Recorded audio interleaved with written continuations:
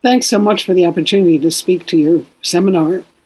I'm thrilled to say that just an hour ago, I discovered that the stereotype content model has won a scientific impact award. So I'm so glad to see that you are finding it useful, because that's what it was intended to be, was useful. Why did we develop it?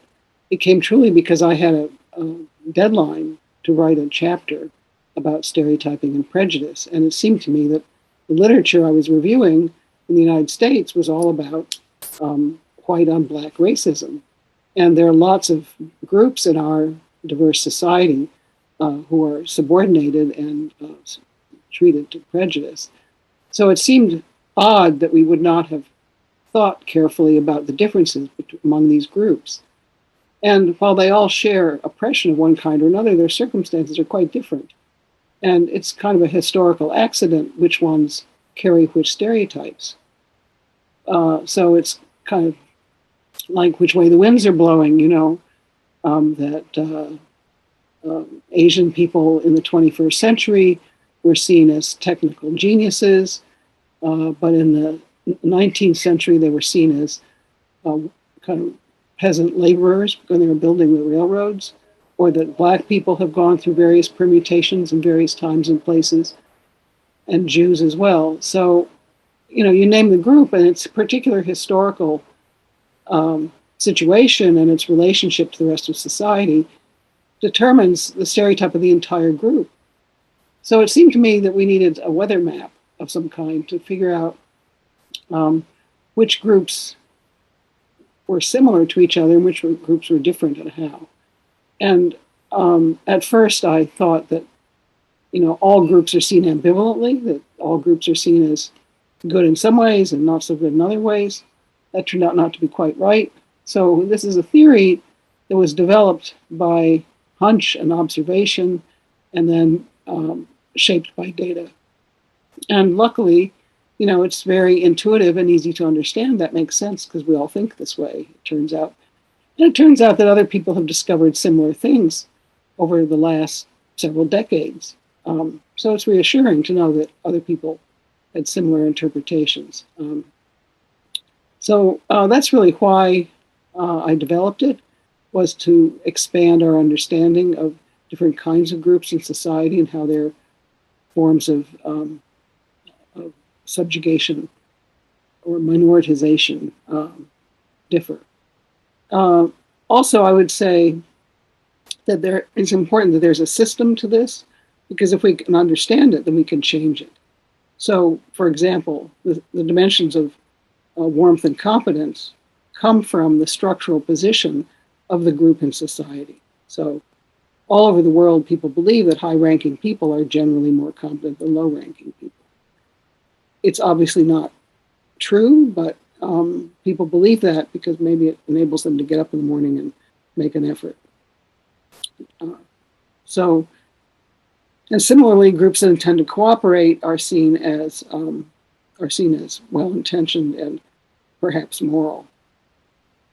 So if you understand the structural features, that is rank and cooperation competition, then you understand how you can change the stereotype of a group.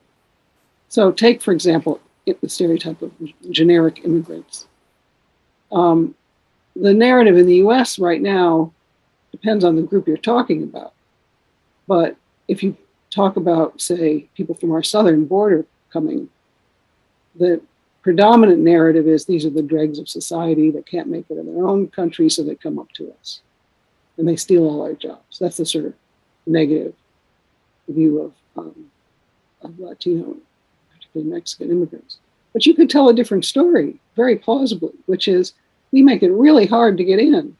And if somebody gets into our country, they're really resourceful and they've worked really hard and they're really determined. And once they get here, they want to grow the economy and succeed for their family and not get in trouble.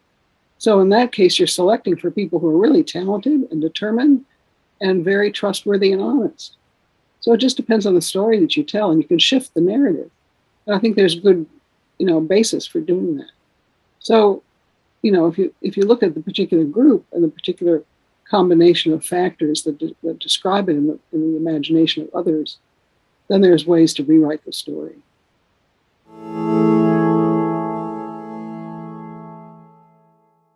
Just simply to create a context in which people bump into each other. People get used to each other. They habituate. So we have some data, and there's some other data around that show that although at first people are disrupted by diversity in their organization or their neighborhood, and it's kind of strange and they don't know quite what to do, but over time, if nothing bad happens, they get used to it. So they get used to each other, and it takes a while, and you have to not have somebody who's exploiting potential divisions between groups.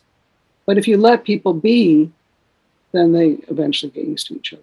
That's a sort of middle level non-intervention, letting them be. But I think at the top level, the sort of most active thing you can do is to get people to work together and to need each other. So in an organization, people who work on the same team are interdependent. They learn each other's competencies because they want to succeed together and they need to know how to cooperate. And if they want the same thing, they both want to do well at the task and please the boss and get promoted, then they're sharing goals and they're trustworthy and honest with each other, one hopes, assuming they can both be promoted. So you can set up a context that can be an active intervention to create warmth and competence impressions, or just to let people get used to each other's strangeness. And these things, I think, can make a difference. So thank you for asking me to introduce a few of our ideas and wheres and whys and wherefores. And good luck with your conference.